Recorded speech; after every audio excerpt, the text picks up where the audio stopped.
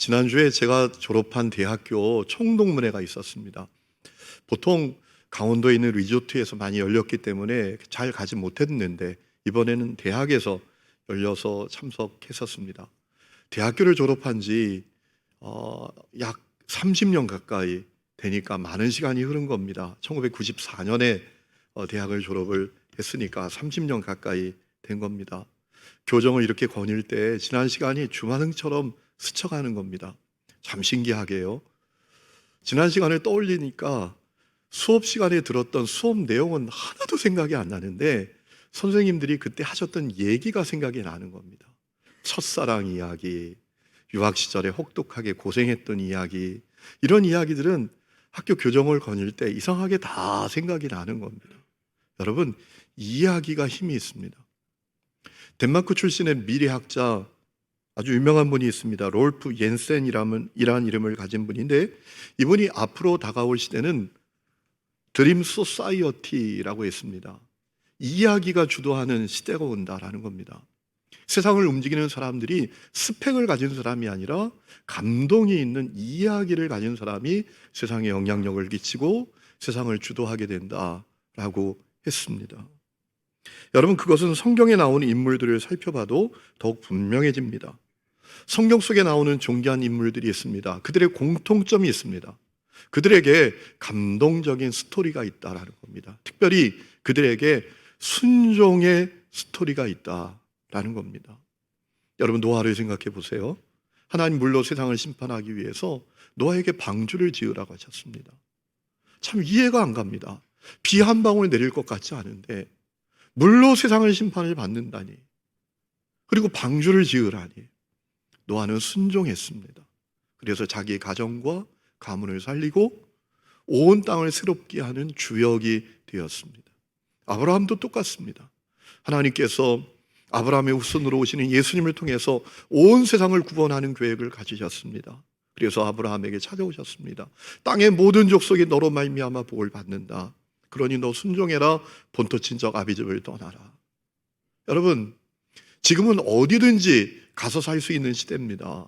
몸만 건강하면 어디든지 가서 살 수 있는 시대입니다. 그런데 이때는 본토 친척 아비집 떠나면 큰일 나는 겁니다.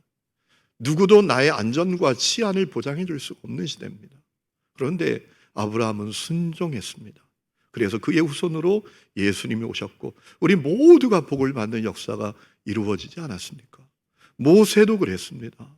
그는 히브리인이었지만 이집트의 왕궁에서 부족할 것 없이 지냈습니다. 살인사건에 어느 날 휘말리게 되었습니다. 광야로 도망쳤습니다. 40년 동안 내일이 없는 참 비참한 인생을 살게 되었습니다. 그때 주님이 찾아오셨습니다. 너를 통해서 내 백성을 구출할 거다. 해방시킬 거다. 여러분, 모세는 도망자입니다. 내일이 없는 인생입니다. 아니, 어떻게 나를 통해서 그런 일을 이루신다라는 것인지. 그러나 모세는 결국 순종했습니다. 그를 통해서 이스라엘 민족이 해방이 되었습니다. 성경에 나오는 인물은 다 그런 식입니다. 다니엘이 그랬습니다. 베드로가 그랬습니다. 바울이 그랬습니다. 성경에 나오는 존귀한 인물들은 하나같이 순종의 스토리를 가진 사람들이었습니다. 사랑하는 성도 여러분, 오늘 주님께서 이 아침에 여러분에게 물으십니다. 너에게 순종의 스토리가 있냐? 너는 지금 순종의 스토리를 써 내려가고 있는 중이냐? 라고 물으십니다. 여러분, 우리가 십자가 복음 믿고 구원받은 성도가 된다라는 것은 어떤 것을 의미합니까? 존재가 바뀌는 겁니다. 전적으로 타락하여 허물과 죄 가운데 살다가 죽을 진노의 자녀가 아니라 새로운 피조물이 되는 겁니다. 하나님의 자녀가 되는 것입니다. 그뿐만이 아니죠. 우리의 가치도 달라지는 겁니다. 육신의 정욕과 안목의 정욕, 세상 자랑이 우리의 가치가 아니라 하나님의 나라와 하나님의 의가 우리가 추구하는 가치가 되는 것입니다. 우리의 목적지도 달라지는 것입니다. 심판과 멸망이 아니라 하나님의 나라와 영생이라는 목적지가 되는 것입니다. 더욱이 우리의 주인도 달라지는 것입니다. 나에서 주님으로, 나에서 주님으로 주인이 바뀌는 겁니다. 그래서 바울이 갈라디아서 2장 20절에 고백을 했죠. 내가 그리스도와 함께 십자가에 못 박혔나니 이제는 내가 사는 것이 아니라 내 안에 예수께서 사시는 것이다. 이제는 주님이 내 주인이시다. 여러분, 우리가 예수를 믿는다라는 것은 주인이 바뀌는 겁니다. 그래서 주인 되신 주님께서 우리에게 요구하시는 것이 있습니다. 순종입니다. 주님께서 우리에게 순종을 요구하십니다. 그분이 내 인생의 주인이시니까. 이스라엘 성들이 출애굽했습니다. 여호수아와 갈렙을 제외하고는 다 출애굽 1세대가 광야에서 죽고 말았습니다. 이스라엘 성들이 모압 평야에 이르렀을 때 모세가 타는 목마름으로 너무나 간절한 심정으로 출애굽 2세대에게 하나님의 말씀을 전했습니다. 오늘 말씀이에요. 하나님이 요구하시는 것이 있다라는 겁니다. 순종을 요구하신다 라고 전합니다. 그러니 순종해야 한다 라고 말합니다. 오늘 우리가 읽은 12절 말씀 보세요. 이스라엘아, 내 하나님 여호와께서 내게 요구하시는 것이 무엇이냐? 곧 내 하나님 여호와를 경외하며 그의 모든 도를 행하고 그를 사랑하며 마음을 다하고 뜻을 다하여 내 하나님 여호와를 섬기고 내가 오늘 내 행복을 위하여 내게 명하는 여호와의 명령과 규례를 지킬 것이 아니냐라고 했습니다. 이 말씀은 세번역 성경으로 읽으면 더 실감이 납니다. 이스라엘 자손 여러분, 지금 주 당신들의 하나님이 당신들에게 원하시는 것이 무엇인지 아십니까? 주 당신들의 하나님을 경외하고 그의 모든 길을 따르고 그를 사랑하고 마음을 다하고 정성을 다하여 주 당신들의 하나님을 섬기며 당신들이 행복하게 살도록 내가 오늘 당신들에게 명하는 주 당신들의 하나님의 명령과 규례를 지키는 일이 아니겠습니까? 하나님 당신들에게 순종을 요구하고 계십니다. 순종해야 합니다 라고 증언했던 것입니다.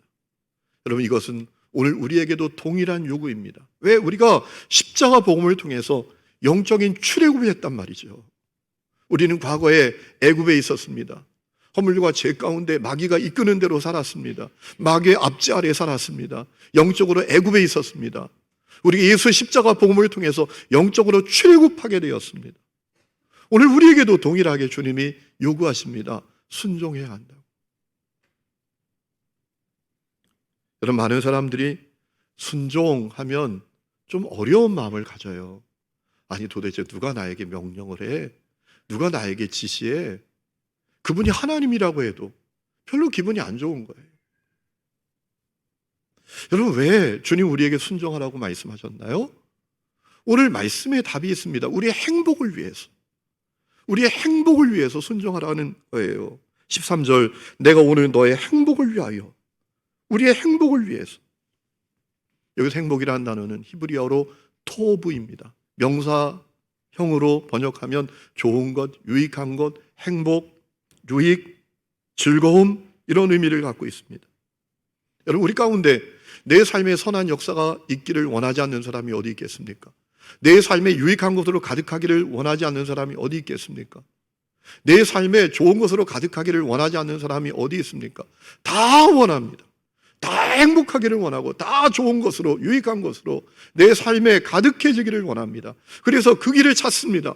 행복해지는 길이 뭐야? 내 삶에 좋은 것이 가득해지는 길이 뭐야? 그 방법이 뭐야? 그 길과 방법을 끊임없이 찾습니다. 그런데 문제는 원하는 그것을 얻지 못할 때가 많아요. 행복하지 않은 거예요. 내가 그렇게 원하는 유익한 것, 좋은 것이 내 삶에 가득하지 않은 거예요. 여러분, 다른 데서 길과 방법을 찾을 게 없습니다. 성경에 이미 하나님께서 우리에게 답을 말씀해 주셨습니다. 순종하라고 하시는 겁니다. 순종해야 한다라는 것입니다. 여러분, 저는 하나님께서 여러분을 향해서 놀라운 계획을 갖고 계신 것을 믿습니다. 여러분도 믿으시기 바랍니다. 여러분, 그런데 그 계획이 왜 안 이루어지죠? 순종의 문제가 있기 때문에. 여러분, 성경 속의 인물들 가운데 인생에 불해진 사람들은 하나같이 다 순종에 문제가 있었던 사람들입니다. 아담과 하와, 선악과 먹지 마라. 너 그거 먹으면 죽어. 순종하지 않습니다. 사울에게 아말렉 족속과 전투할 때 다 진멸해. 어떤 것도 남기면 안 돼. 순종하지 않았습니다. 그래서 그는 버림받았습니다. 아간도 똑같습니다. 여러분, 그러나 이스라엘 백성이 아니라고 할지라도 하나님께 순종하면 하나님은 그의 삶 가운데 놀라운 일하심을 드러내 주셨습니다. 대표적인 인물이 아람의 군대 장관이었던 나아만이라는 사람이죠. 오늘날 말하면 육군 참모총장입니다. 이 사람이 나병에 걸렸습니다. 권력이 있으면 뭐합니까? 명예가 있으면 뭐합니까? 나병에 걸렸는데 너무나 비참한 인생이 된 겁니다. 근데 그 여종의 인도를 받아서 엘리사에게 찾아갔습니다. 그런데 엘리사가 말도 안 되는 얘기를 합니다. 요단강에 가서 몸을 7번 담그라. 성질이 났습니다. 이게 말이야 콩이야 밥이야. 아니 요단강에서 몸을 7번 담그면 나을 정도면 내가 벌써 낫지. 화를 내고 돌이켜 갑니다. 근데 그 종들이 지혜로운 겁니다. 나만에게 말합니다. 아니 더한 것을 하라고 해도 안 했겠습니까? 당신 지금 주제 파악이 안 됩니까? 당신이 지금 찬밥 더운 밥 가릴 때입니까? 아니 그것보다 더한 것을 얘기해도 했어야 되지 않겠습니까? 그랬더니 이 나아만이 분별력이 생겼습니다. 그래서 요단강에 가서 몸을 1번 담그고 2번 담그고 5번 담그고 6번 담그고 7번 담갔을 때 그의 피부가 깨끗하게 어린아이 피부처럼 변하게 되었던 것입니다. 순종이 그 역사를 만든 거예요. 여러분, 순종이 우리 인생에 행복을 줍니다. 아니, 순종이 우리 인생을 건축합니다. 제 얘기가 아닙니다. 예수님 말씀이십니다. 마태복음 7장 예수님 말씀하셨습니다. 순종하는 자는 반석 위에 집을 짓는 지혜로운 자고 순종하지 않는 자는 모래 위에 집을 짓는 어리석은 자다. 우리 가운데 누가 모래 위에 집을 짓겠습니까? 그런데 많은 사람들이 모래 위에 집을 짓고 살아요. 순종이 없어요. 순종이 우리 인생을 건축하는 건데 말이에요. 예수님께서 마태복음 7장 21절에 말씀하셨어요. 나더러 주여 주여 한다고 해서 다 천국에 들어갈 것이 아니라 다만 하늘에 계신 내 아버지의 뜻대로 행하는 자라야, 순종하는 자라야 들어간다. 무슨 말씀이십니까? 순종은 행복 그 이상이다. 순종은 그 행복 이상이다 라는 겁니다. 여러분, 순종은 행복 이상입니다. 순종은 나의 정체성을 확인시켜 줍니다. 내가 정말 하나님을 믿는 자인지, 내가 정말 하나님을 사랑하는 자인지 순종이 확인시켜 주는 겁니다. 지난 수요일 우리 박찬현 목사님 말씀을 듣는 가운데 성경을 보다가 궁금증이 하나 생겼습니다. 히브리서 11장 31절 말씀을 보면 그런 말씀이 있잖아요. 여리고에 쌓이던 이 기생 라합이 믿음으로 정탐꾼을 영접하여서 순종하지 않은 사람과 함께 멸망하지 않았다라고 했습니다. 그 말씀을 보면서 그런 궁금증이 생기는 겁니다. 그때 순종하지 않았던 사람들은 누구를 가리키는 걸까? 라합이 순종했습니다. 정탐꾼을 영접한 것을 히브리서 기자는 순종했다고 표현을 합니다. 그러면 영접하지 않은 사람들, 순종하지 않은 사람들 누구죠? 여리고성에 사는 사람들. 그들을 가리키는 거죠. 왜 그들은 이 정탐꾼들을 영접하지 않았을까요? 왜 순종하지 않았을까요? 여러분, 말씀을 보면 답이 있어요. 여호수아의 말씀을 보면 라합이 말이죠. 정탐꾼들을 숨겨준 다음에 왜 자신이 그 정탐꾼들을 숨겨줬는지를 진술합니다. 이렇게 얘기합니다. 너희 하나님 여호와는 위로 하늘에서 아래로 땅에서 하나님이시다라고 했어요. 여러분, 그러니까 라합이 순종한 것은, 정탐꾼을 숨겨주었던 것은 라합에게 믿음이 있었다라는 겁니다. 하나님은 창조주시다. 그분은 전능한 분이시다. 그분은 온 땅의 하나님이시다. 그분은 우리의 인생을 걸만한 분이시다. 이 믿음이 있었기 때문에 라합이 이 정탐꾼들을 영접했다, 순종했다라는 겁니다. 여러분, 순종은 나의 정체성이 하나님을 분명히 믿는 자인지를 확인시켜 주는 겁니다.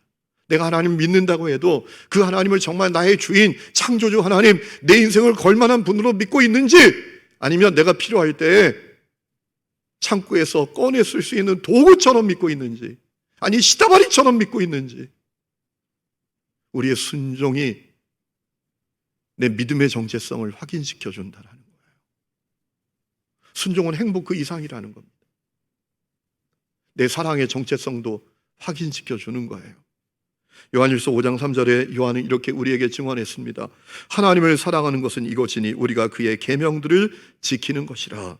그의 계명들은 무거운 것이 아니로다. 하나님을 사랑하면 순종합니다. 순종이 무겁지 않아요. 순종이 힘들지 않아요. 사랑하니까. 여러분, 가끔 이 엄마들을 보면서 자녀들 앞에서 쩔쩔매는 모습을 볼 때가 있습니다. 아이들이 엄마! 그러면 왜 그러면서 쩔쩔맵니다. 저기서 이거 해줘! 그러면 후다닥 달려가지고 쩔쩔매면서 그걸 해줍니다. 왜 그렇게 합니까? 사랑하니까.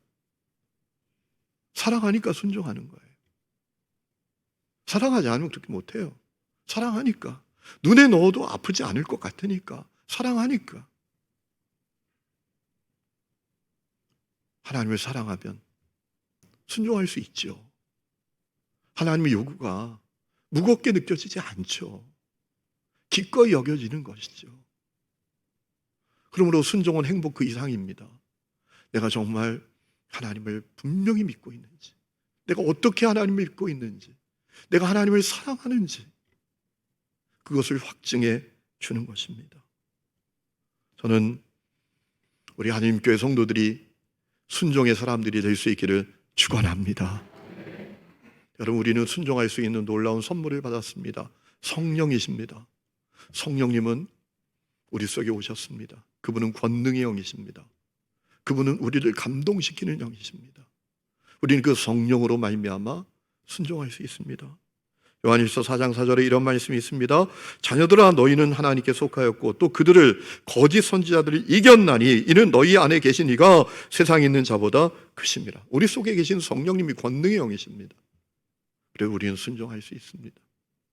어떻게 우리는 하나님 기뻐하시는 순종의 사람이 될 수 있을까? 세 가지 말씀드리고 마치려고 합니다. 첫 번째, 바른 태도 가져야 합니다. 그래야 순종이 됩니다. 우리가 가져야 될 바른 태도는 뭡니까? 절대 감사와 절대 겸손이란 태도입니다. 여러분, 감사하면 순종하게 되지요. 전적으로 겸비하게 되면 순종하게 되지요. 오늘 말씀을 보면 모세가 이스라엘 백성들에게 당신들이 얼마나 놀라운 은혜를 받았는지 생각해 보라고 말합니다. 천지를 주관하시고 다스리시고 그의 주인 되신 하나님이 당신들에게 얼마나 놀라운 은혜와 사랑을 베풀어 주셨는지 생각해 보라고 합니다. 오늘 14절 15절이 그 내용입니다. 세번역 성경으로 읽어드립니다. 그렇습니다. 하늘과 하늘 위에 하늘, 땅과 땅 위에 모든 것이 다 주 당신들의 하나님의 것입니다. 그런데 주님께서는 오직 당신들의 조상에게만 마음을 쏟아 사랑하셨으며 많은 백성 가운데서도 그들의 자손인 당신들만을 오늘 이처럼 택하신 것입니다. 무슨 이유인지는 모르겠는데 온 땅의 주인 되신 하나님이 당신들을 사랑하세요. 당신들만을 택하셨어요. 이거 알아야 합니다. 무슨 얘기하는 겁니까? 그러니 하나님 앞에 절대 감사와 절대 겸손으로 반응해야 한다는 거예요. 그러면 순종할 수 있기 때문에. 그럼 우리도 똑같은 사랑과 은혜를 받았죠. 우리가 죄인 되었을 때 하나님께서 우리를 위해서 독생자 예수를 이 땅에 보내시고 이 십자가에 매달린 대속제물이 되게 하셔서 우리를 구원해 주셨어요. 우리 무슨 자격이 있습니까? 무슨 공로가 있습니까? 우리가 뭘 잘했습니까? 아무것도 한 일이 없는데 우리를 독생자까지 내어주시기까지 사랑하셨습니다. 우리 하나님을 사랑한 적이 없는데 우리를 사랑해 주셨습니다. 그 하나님 앞에서 우리가 가져야 될 태도는 절대 감사와 절대 겸손입니다. 그러면 순종할 수 있어요. 두 번째는 악한 영의 역사를 분별해야 합니다. 여러분, 마가복음 4장 말씀을 보면 주님께서 씨 뿌리는 비유를 말씀하신 적이 있잖아요. 어떤 사람이 씨를 뿌렸습니다. 어떤 씨는 길가에, 어떤 씨는 돌밭에, 어떤 씨는 가시밭에, 어떤 씨는 좋은 땅에 뿌려졌습니다. 좋은 땅에 떨어진 씨 말고는 하나도 결실하지 못했습니다. 길가에 떨어진 씨가 결실하지 못한 이유가 뭡니까? 주님 말씀하셨습니다. 사단이, 악한 영이 그 말씀을 빼앗아 갔기 때문이라는 겁니다. 오늘 우리에게도 똑같습니다. 우리가 순종하고 결실하지 못하는 이유는 사단이 와서 말씀을 빼앗기 때문입니다. 사단이 우리를 미혹하며 말씀을 빼앗습니다. 야, 순종해봐야 아무 소용없어. 순종해봐, 너만 힘들어. 그리고 잘 생각해봐. 사단이 우리를 이렇게 미혹합니다. 잘 생각해봐. 너가 누구보다는 낫잖아. 우리로 하여금 하나님의 말씀 앞에 내가 절대 순종했느냐 절대 순종하지 않았느냐, 이거는 생각하지는 못하게 하고, 야, 네가 누구보다는 낫잖아. 누구보다는 순종 잘하잖아. 결국 한다는 일이 우리를 양비론에 갇히게 만듭니다. 그리고 우리의 마음을 미혹합니다. 그리고 하나님의 말씀을 빼앗습니다. 순종하지 못하게 만듭니다. 여러분, 이 역사를 우리가 잘 분별해야 돼요. 우리가 음식을 아무거나 집어먹지 않잖아요. 얼마나 따집니까? 원산지가 어디야? 어디 산이야? 조미료를 넣었어? 안 넣었어? 이게 얼마나 큰 관심이에요. 생각도 똑같아요. 우리에게 있는 생각이 말이죠, 세 가지 생각이 있어요. 악한 영이 넣는 생각이 있고, 내 육의 생각이 있고, 내 자아의 생각이 있고, 성령님이 주시는 생각이 있어요. 내 육의 생각은 쳐서 복종시키고, 사단이 주는 생각은 떨쳐버리고 물리쳐버리고, 성령님이 주시는 생각을 날마다 붙들어야 합니다. 악한 영의 역사를 잘 분별해야 돼요. 나를 망하게 하는 생각 붙들고 순종하지 않는 삶 청산해야 합니다.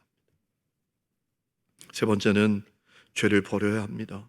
오늘 16절 말씀 보면, 그러므로 너희는 마음의 할례를 행하고 다시는 목을 곧게 하지 말아라 라고 했습니다. 마음의 할례를 행한다라는 게 뭡니까? 할례라는 게 뭐예요? 남자 성기의 표피를 잘라내는 것 아닙니까? 여러분, 이 할례를 왜 행했습니까? 이스라엘 백성들이 오직 하나님만 섬기고 순전하게 하나님만 섬기로 약속하는 언약의 표였습니다. 그런 마음의 할례를 행하라라고 하셨습니다. 마음의 할례를 행하라라는 이 말씀은 어떤 의미입니까? 그저 겸손하라 이 정도가 아니라 마음의 죄를 잘라버려라, 마음의 죄를 청산해라, 잘라버려라 라는 얘기입니다. 여러분, 마음의 죄를 품고 있으면, 우리가 죄를 붙들고 있으면 순종하기 어렵습니다. 죄는 하나님과 우리 사이를 갈라놓습니다. 하나님과 나 사이에 장벽을 만듭니다. 죄는 하나님의 원수입니다. 그래서 우리가 죄를 붙들고 있으면 말이죠, 순종할 마음조차 갖기 어렵습니다. 하나님과 얼마나 서먹한지. 그래서 죄를 버려야 합니다. 야고보 1장 14절에 오직 각 사람이 시험을 받는 것은 자기 욕심에 끌려 미혹됨이니 욕심이 잉태한즉 죄를 낳고 죄가 장성한즉 사망을 낳느니라 라고 했습니다. 마음의 죄 떨쳐버리지 않으면, 우리가 죄를 단절하지 않으면 그 죄는 발전하고요, 순종은 어렵습니다. 죄를 버려야 합니다. 여러분, 우리는 순종이 얼마나 놀라운 축복인지 성경을 통해서 얼마든지 확인할 수 있습니다. 가장 인상적인 장면은 무엇입니까? 게네사렛 호숫가에서 예수님 말씀 전하십니다. 베드로 빌려서 베드로 배 위에서 말씀을 전하셨습니다. 말씀 전하기를 다 마치신 다음에 주님께서 베드로에게 말씀하셨습니다. 깊은 데로 가서 그물을 내려 고기를 잡아라. 여러분, 베드로가 순종하기 어려웠습니다. 왜요? 지난밤에 고기를 한 마리도 못 잡았어요. 베드로는 갈리 호수를 손바닥 보듯이 알고 있는 사람이에요. 아니, 그 호수가 몇 시간 만에 바뀝니까? 그 상황이 몇 시간 만에 달라집니까? 그러나 베드로가, 네 주님, 제가 말씀에 의지하여 순종합니다 라고 말씀드리고 깊은 곳에 그물을 내렸습니다. 야, 놀랍게도요, 그물이 찢어지게 고기가 잡혀 올라오는 겁니다. 순종의 역사였습니다. 사랑하는 성도 여러분, 하나님께서 이 역사를 오늘도 여러분에게 주고 싶어 하십니다. 많은 사람들이 그물이 문제라고 생각합니다. 환경이 문제라고 생각합니다. 배의 문제라고 생각합니다. 기술이 문제라고 생각합니다. 때가 문제라고 생각합니다. 아닙니다. 순종이 문제입니다. 저는 목회를 하면서 성도들에게 많이 듣는 이야기가 있습니다. 목사님, 기도해 볼게요. 그런데 그 기도해 볼게요라는 얘기가 10마디 가운데 6경우는 거절이에요. 순종하지 않겠다는 얘기를 완곡하게 에둘러 표현한 거예요. 여러분, 순종으로 나아가야 합니다. 제가 충청북도 충주에서 사역하고 있을 때 부산에 있는 그 교회에서 부목사 청빙을 받았습니다. 제가 순종할 마음조차 갖지 않았어요. 왜냐하면 내가 사역하는 교회가 어느 교회 부목사님이 담임 목사로 오고 싶은 교회인데 내 이 사역지를 내려놓고 내가 부목사로 가? 그것도 부산에? 얼마나 좋은 교회인데, 은혜로운 교회, 내가 사랑받는 목사인데 여기서, 그리고 교회가 부흥되고 있는데 그것도 부산에? 부산은 복음화율 8%밖에 되지 않습니다. 100명을 만나도 예수 믿는 사람 8명 만날까 못 만날까 합니다. 그렇게 어려운 지역에 내가 부목사로 가? 그 말도 안 돼. 순종할 마음조차 없었습니다. 그런데 결정적인 깨달음을 주님께서 저에게 주셨습니다. 주님의 종은 주님이 말씀하시는 대로 하는 거다. 제가 이사를 가는데 말이죠, 부산까지 5시간 차를 타고 가는데 계속 비가 쏟아지는 겁니다. 온 땅에 비가 내리고 제 마음에 비가 내렸습니다. 순종하기는 했지만 너무 마음이 어려웠습니다. 그런데 하나님은 그 이후에 놀라운 하나님의 계획을 순종하는 저에게 준비해 놓으셨습니다. 제가 부목사로 가다가 다시 부산에 있는 교회에 담임 목사로 부임하게 되었습니다. 교회가 계단 99개 위에 있는 교회입니다. 다 쓰러져 갑니다. 이전하고 건축하지 않으면 내일이 없는 교회입니다. 교우들에게 교회 건축을 도전하기 위해서 제가 해야 될 것이 있었습니다. 내려놓아야 됐습니다. 재정을 내려놓아야 됐습니다. 제가 오랫동안 부목사 사역을 하면서 두둑하게 퇴직금을 받았습니다. 그런데 그거 다 헌금해야 되는 겁니다. 제가 그 재정을 가지고 계획한 것이 있었습니다. 박사학위를 하기를 원했습니다. 그걸 내려놓아야 했습니다. 저는 그거 내려놓는 것이 참 쉽지 않았습니다. 저는 박사학위가 저의 목회를 책임져 줄 줄로 너무나 어리석게 생각하고 있었습니다. 순종했습니다. 그 이후에 하나님은 놀라운 하나님의 계획을 이루어 가셨습니다. 박사학위가 없는 자에게. 여러분, 존 칼빈이 했던 얘기가 있습니다. 하나님에 대한 모든 지식은 순종을 통해서 나온다. 하나님에 대한 모든 지식은 순종을 통해서 얻는다. 이렇게 표현하면 더 이해하기 쉬우실까요? 그러니까 우리가 그저 관중석에 앉아 구경하는 것만으로 성경은 도무지 이해할 수 없는 말씀이라는 거예요. 여러분, 관중석에 관중들이 앉아 있습니다. 그 관중들이 그 스타디움에서, 운동장에서 땀 뻘뻘 흘리며 숨을 가쁘게 쉬면서 뛰는 선수들의 마음을 알겠습니까? 모르죠. 우리가 성경 속으로 들어가 그들의 이야기가 나의 이야기가 되도록 참여하지 않으면 성경 속에 있는 말씀은 절대로 이해할 수 없는 말씀이다 라는 얘기죠. 성경 속에 있는 수많은 순종의 사람들처럼 우리가 내 삶의 자리에서 순종으로 살아갈 때 그 말씀은 진짜 이해되는 말씀이고, 그리고 내게도 실현되는 이야기가 된다라는 겁니다. 오늘 주님이 여러분을 순종의 길로 부르고 계십니다. 한 사람도 빠짐없이 다 응답하여 순종의 스토리를 만들어가는 복된 성도들 될 수 있기를 주의 이름으로 축원합니다. 우리 이 시간에 찬양 부르고 기도하는 시간을 갖겠습니다. 주님 말씀하시면 내가 나아갑니다. 주님 뜻이 아니면 제가 멈춰섭니다. 나의 가고 서는 것 주님 뜻에 있습니다. 오 주님, 나를 이끄십시오. 제가 순종하겠습니다. 이 고백을 주님께 올려드리면서 찬양합시다.